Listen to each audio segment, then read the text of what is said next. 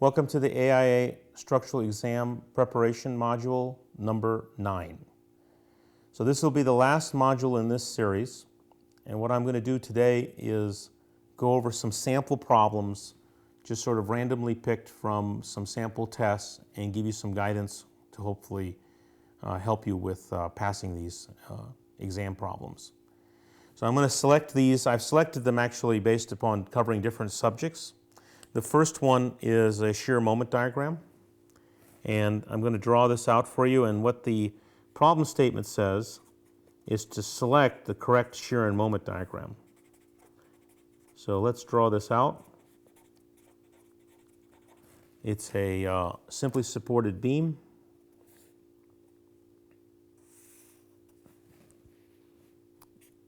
With an end reaction here, end reaction here. This is A, B. We have a load here of 8 kips. We have a uniform load.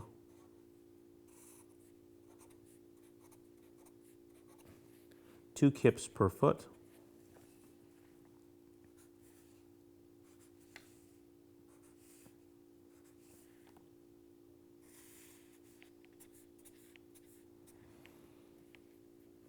Five feet, 5 feet, and 10 feet. Now this problem is a little different from other problems where they're not actually asking you to solve the shear and moment diagram. They're asking you to pick the correct shear and moment diagram. So they actually give you 4 choices. I'm going to draw out those 4 choices. Actually, they're not shear and moment diagrams, they're shear diagrams. So let's look at the 4 choices, and then I want to help you with making a judgment call on which is the correct one. So in this case, it's only the shear diagram. In some cases, they actually will give you the moment diagram, but in this case, it's only the shear diagram. I'm going to use some different colors for each option so that we're clear. So the first option, which is labeled A, looks like this. Comes across this way, drops down.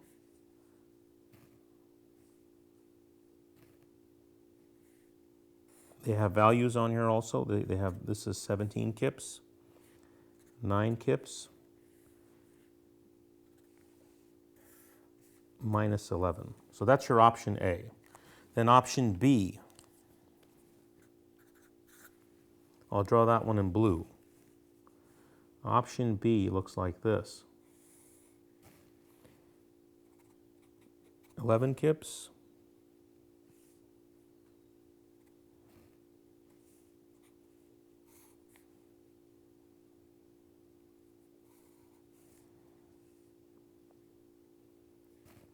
3 kips,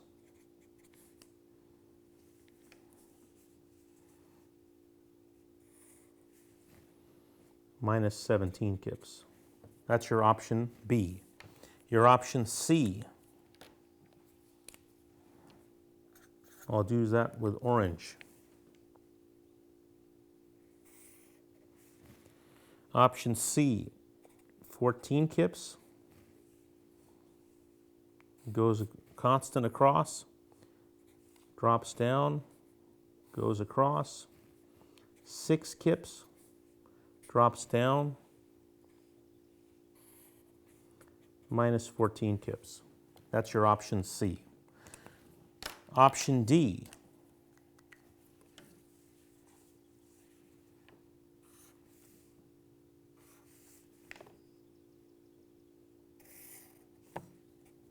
I'll use red. Starts off at 14 kips, goes across, drops down, 6 kips, drops linearly to minus 14 kips. So you have 4 options, and we have to decide which one is the correct option. So right away, we can pick one of these as being completely incorrect. Let's do that first, because we're all about eliminating the wrong choices first. And immediately when you look at these 3 options, there's one that doesn't make any sense. And because you have this uniform load, remember that the uniform load causes a slant shear diagram. That comes back from the previous course in one of the earlier modules. Let's just quickly refresh our understanding so that you're clear on that. Remember that when you have a uniform load, simply supported beam, I'm going to number my sheets here. Sheet number 1, module number 9. Sheet number 2. So remember, we've solved this problem in our previous class, and the shear diagram looks like this. The moment diagram is a parabola. So whenever you see a uniform load, you know that you have a linearly varying shear diagram. So which one of these, option A, B, and C, option A, B, C, and D is incorrect? We know that C, which does not have that, that's definitely out. So we can delete option C. We're now down to A, B, and D. So the next step, in order to figure out which one of these is correct, is to calculate the reaction. And the reaction is not really too hard to do, because you can use a shortcut that I taught you in one of the previous lessons. Let's use that shortcut. We can calculate the A reaction. So using this, let's calculate that A reaction. I'm going to fold sheet number 2 so that I can look at both of them at the same time. So the A reaction is going to equal 8 kips times the span ratios. Remember I showed you how to do that before, which is 15 over 20. That's the distance to the right-hand span over the total span. The total span is 20 feet, and the distance to the right-hand reaction is 15. Plus this total load, which can be approximated as 2 times 10 is 20 kips occurring at the center of that span. So that's 20 kips times the distance to the right hand from the center, which is 5 over 20. So that's 8 times 3/4 plus 20 times 1/4, which is 4 goes into that 2, so that's 6 kips, plus 4 goes into that 5, plus 5 is 11 kips. So with that simple calculation, straightforward one-line calculation, we have the left reaction as 11 kips. The right reaction will equal the total load, because we know that A plus B should equal the total load, which is 8 plus, and we calculated that to be 20, should equal 28. So the right reaction is 28 kips minus 11 kips, which is equal to 17 kips. So now we have the right reaction and the left reaction. Now we can solve the problem. If the right reaction is 17 and the left reaction is 11, here they've got it backwards in option A. Option B has got it right, and option C has both reactions as being equal. So we know that option D, this is option D. We know that option D is out, and we know that option A is out. And so the correct answer is option B. And you didn't have to draw the shear and moment diagram. You didn't have to do anything. You just had to do one line of calculation. You were able to eliminate all the 3 options. There's a lot of questions like that on the AIA exam, where you don't have to actually solve it, but just by using a little bit of judgment, you can get to the right answer. Let's go on to the next one. I'll label this as sheet 3. This is a question out of one of the exams. The question is, what are the most frequently used steel rolled beam shapes? And then they give you 4 options. Option A, structural T's. B, angles and L shapes. C, W shapes. D, M shapes. So this is one of those questions you either know or you don't know. So let's talk about it a little bit, give you a little bit of background. Multiple choice, this one should be one of your category A problems that you should be able to solve very quickly. Let's label sheet number 4. So the first one is they're telling you structural T's. Well, what is a structural T? A structural T is a shape that looks like this. And where do we use structural T's? Well, structural T's will be used in bracing elements. They can be used in certain types of maybe joist construction, but they're not very commonly used because it's an unsymmetrical member. It's unsymmetrical, and so it has minimal use to it. Angles and shapes falls into the same category. Angles and L shapes are essentially the same thing. They could be equal leg angles or they could be unequal leg angles. So that's your option B. W shapes are your classic I-beams, where you have your flange and your web. These are symmetrical shapes. These are used as beam elements. They're also used as column elements. And the last one, M shapes, is again an oddball shape, not used very frequently. M shapes are channel shapes. Again, unsymmetrical. So this is an unsymmetrical shape, this is an unsymmetrical shape, unsymmetrical, and unsymmetrical.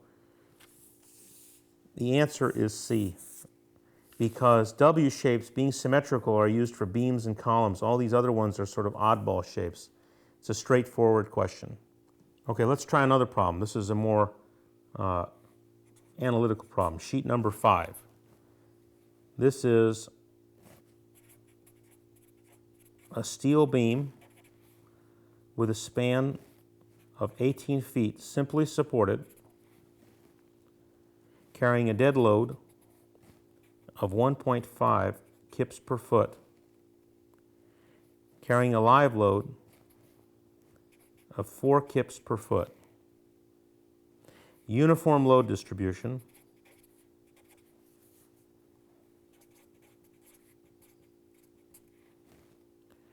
And the beam material is made of A992 steel, A992 steel with a yield stress of 50 KSI. So what does the beam look like? Well, it's pretty simple. It's simply supported, so I'll draw it anyway, although you should understand what that is, but let's draw a sketch. So we have a uniform load,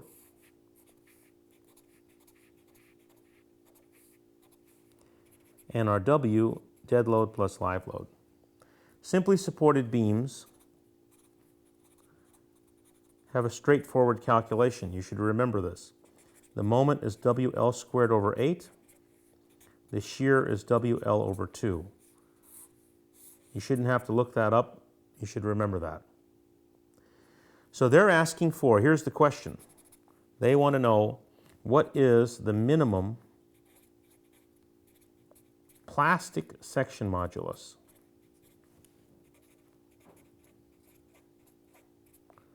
What is the minimum plastic section modulus? So let's do a little review on what that is. Remember, when we talked about steel in the previous module, that steel has a stress-strain curve. The stress-strain curve has a yield point, and then it goes into the plastic zone. So at this yield point, this stress-strain curve is divided into 2 zones. We have the zone on the left, which is the linear elastic zone. And then we have the plastic zone. The plastic zone is where the material becomes deformed permanently. The linear elastic zone is the zone where the material will go back to its original condition. This point here defines the defining point between the linear elastic zone, which I'll label in red, and the plastic zone,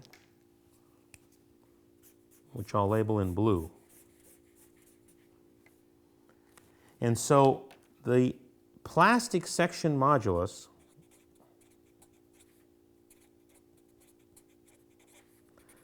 which is commonly referred to as Z, refers to that yield stress. And so if we calculate the stress in a beam as m over s, we replace the s. S is an elastic section modulus. That's to keep us in the elastic zone. We replace that with Z.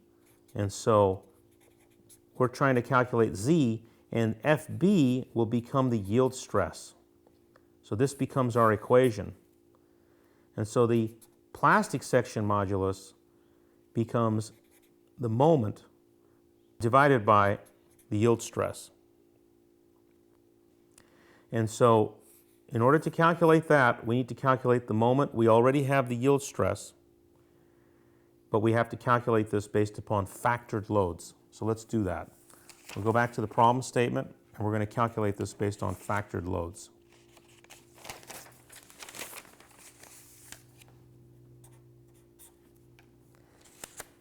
So there's two ways to solve this problem. We'll do it both ways. One is using the LRFD method, and the other way is using the allowable stress design method. Let's do the LRFD method first.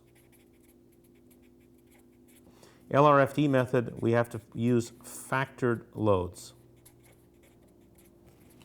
Factored loads for LRFD is our ultimate load is going to be 1.2 times the dead load plus 1.6 times the live load. These load factors come from the code books. So our ultimate load is 1.2 times the dead load. What was the dead load? The dead load was 1.5 kips per foot, and the live load was 4 kips per foot.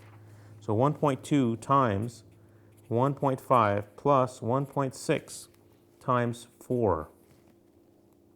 Let's do the math on that. That comes out to be 1.2 times 1.5 is 1.875. And this is 1.6 times 4 is 6.4. We add those two,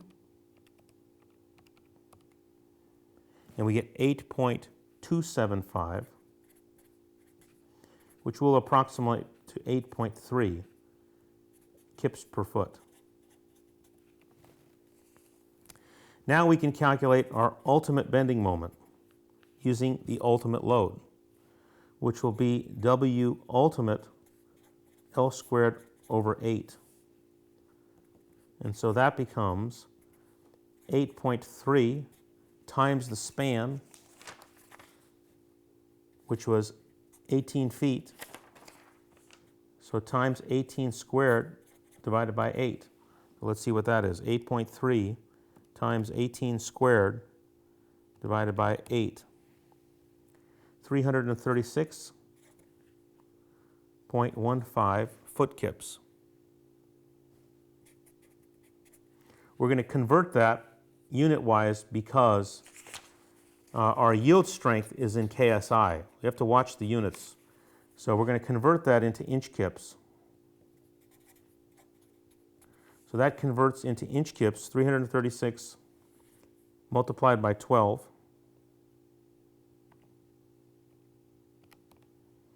4,033.8 inch kips. That's our ultimate moment.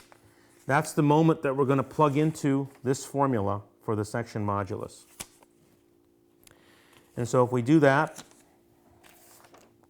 going over to sheet number 8,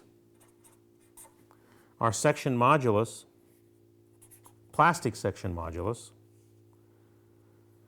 is going to be our ultimate moment divided by, and we're going to insert the phi factor into the yield stress. I'll explain what that phi factor is in a moment because that's sort of like a little factor of safety. So Z is going to become 4,033.8 inch kips divided by, in this case, the phi factor is 0.9 times 50 KSI. We have consistent units, kip per inches squared, so Z will come out in inches cubed because these units will cancel. And so let's see what that number is. 4,033.8 divided by 0.9 times 50 gives us 89.64 inches cubed. And this is a multiple choice test, so you'll see that one of the answers, the actual answer on this that they give you is 89, so that would be the one that you would select. Now, where did that phi factor come from? Well, that's again another factor of safety. Going back to the stress strain curve, we don't like to be right at the yield, so we put in a 10% margin. So we use a phi factor, and it varies whether or not it's for bending stress or shear stress, but for bending, we use a phi factor of 0.9. Just another little factor of safety. We don't want to be exactly at the yield point, we want to be just close to it. That's our answer at 89. Let's do the same problem over again. This time let's use ASD, allowable stress design. Solve the same problem over again. Let's do that. So, sheet number 9, same problem, ASD. In ASD, we work with the service load. The service load is the dead load plus the live load.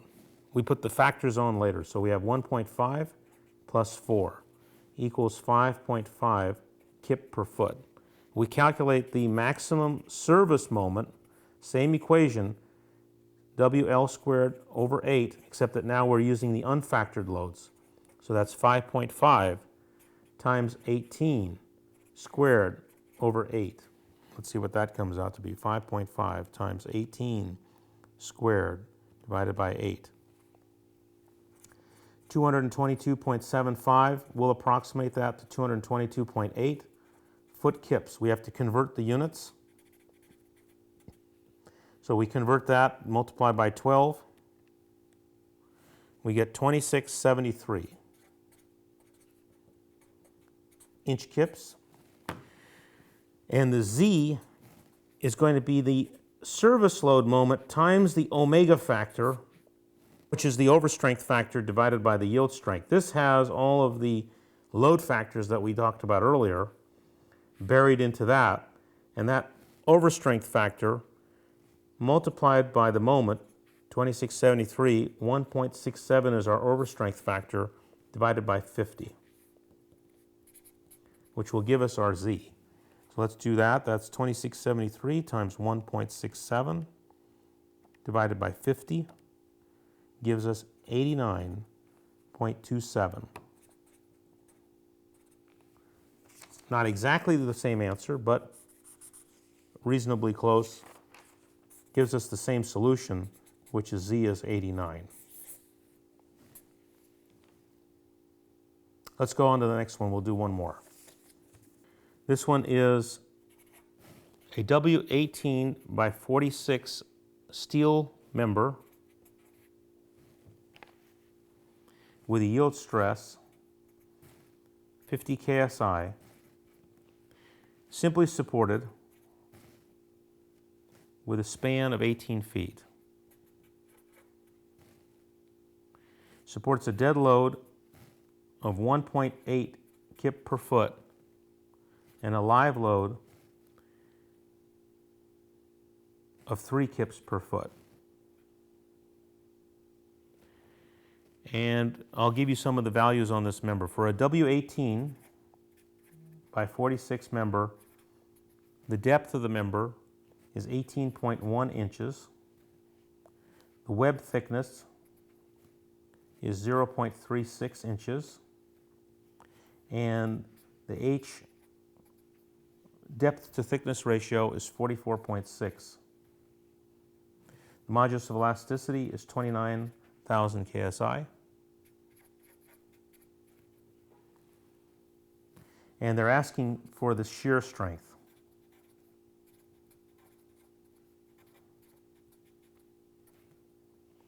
what is the shear strength?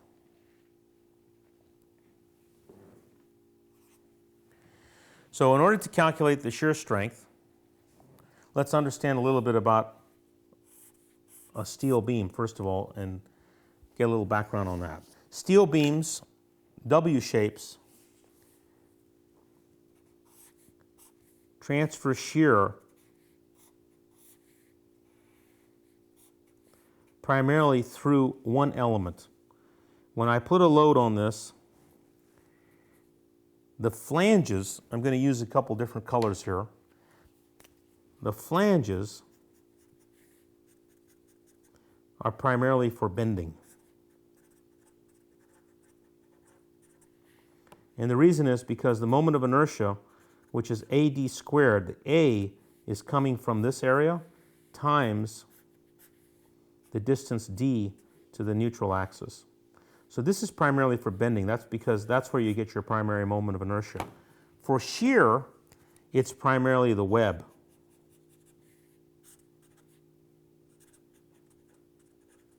It's the web that takes the majority of the shear, because the load transfers in here, goes right into this member. The flange really isn't doing anything for you in terms of shear.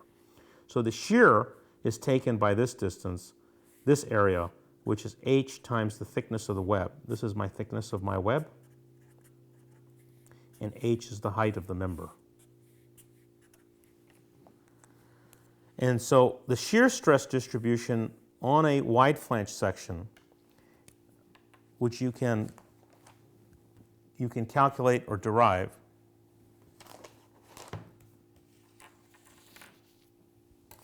the shear stress distribution looks like this.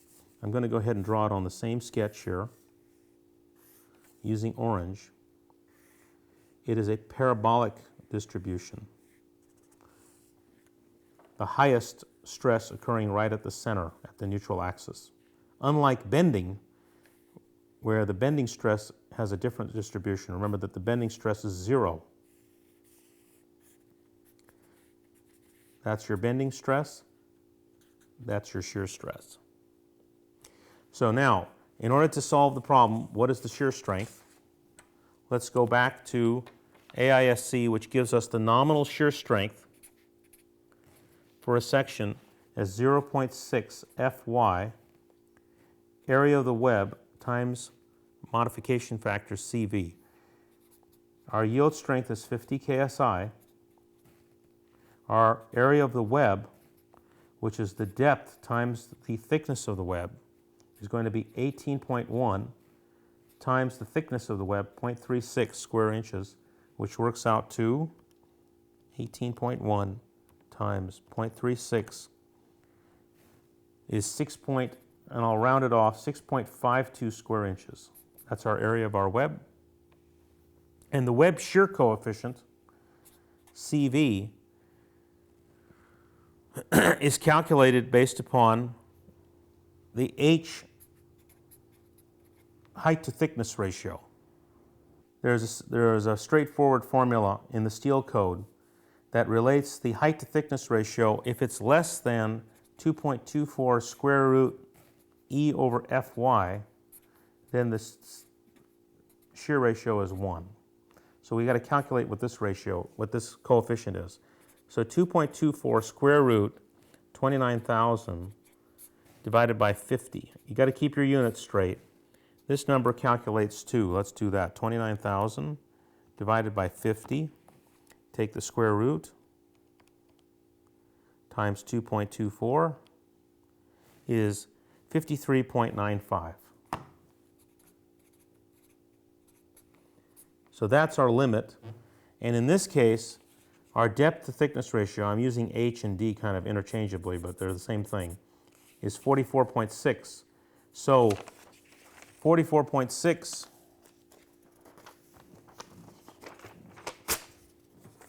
sheet number 12. Our height to thickness ratio, 44.6, is less than 53.95. Therefore, our shear coefficient is 1.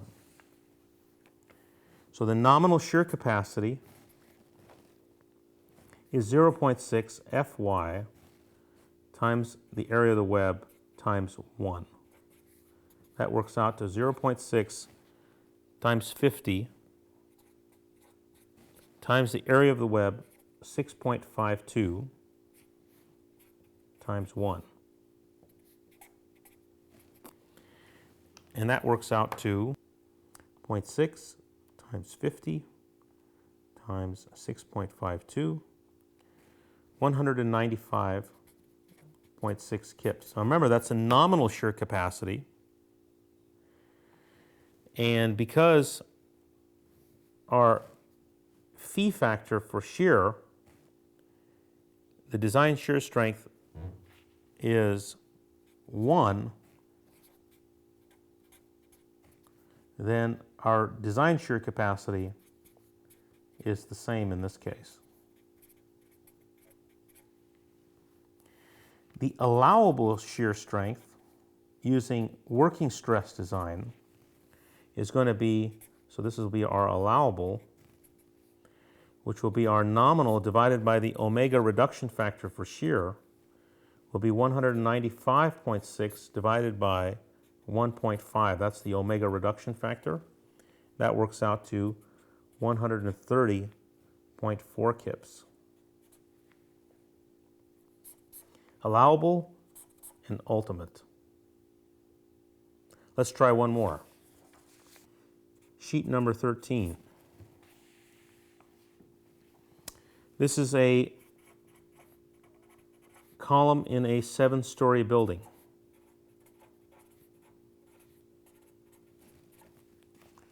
Located on a square grid,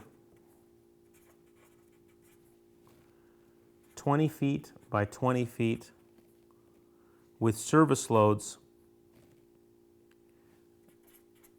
dead load service load of 90 pounds per square feet, 90 PSF, and a live load of 50 PSF, which includes all of the self weights. So that's everything. That's dead load and live load. It includes the self weight of the floor.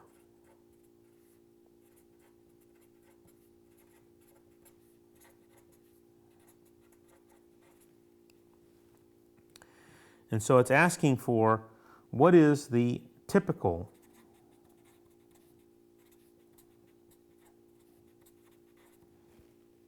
first floor interior column load.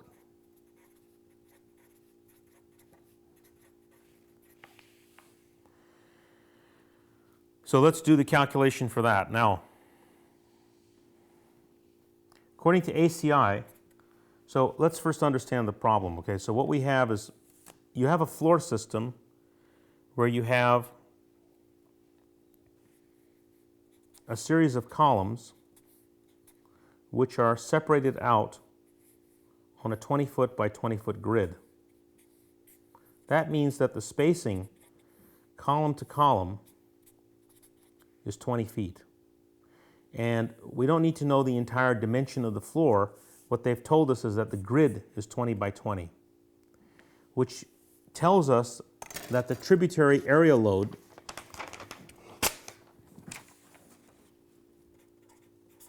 that means that for one column,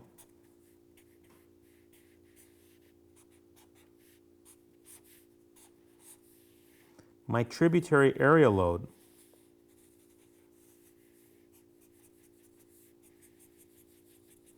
because my spacing to my next column is 20 feet, my tributary area load is going to be half of that, 10 feet plus the 10 feet to the other column. So my tributary area load is going to be 20 feet by 20 feet. It's the spacing in between each column divided by 2, but then you add it to the other column, and so I end up with an equal grid. 10, 10, 10, 10. And so that tributary area load is 400 square feet. And that is added times each floor level up above. In this case, they're asking for the load on the first floor column. So according to ACI, we have to use ultimate loads So let's calculate what that ultimate load is. 1.2 times the dead load plus 1.6 times the live load. 1.2 times the dead load, our dead load is 90, plus 1.6. 90 is our dead load, 50 is our live load. 1.6 times 50. And so the answer is, let's multiply that out, 1.2 times 50 plus 1.6, excuse me, I did not do that correctly, let's try that again. 1.2 times 90 plus 1.6 times 50. 1.2 times 90 plus 1.6 times 50. And the answer is 188. PSF ultimate load.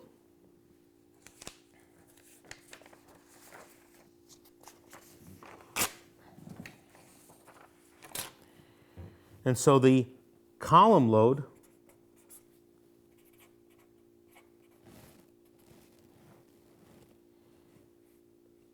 is 188 PSF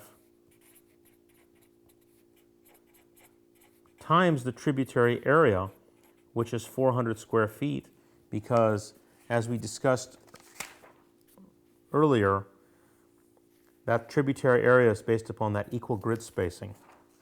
So 188 PSF times 400 square feet, this is my ultimate column load, and that works out to be 188 times 400, which is 75,200 pounds. That's per floor. And how many floors do we have? We have 7 floors. So on the first floor column, because now let's just do a quick sketch. Here's my building, and I'll make this rather simple.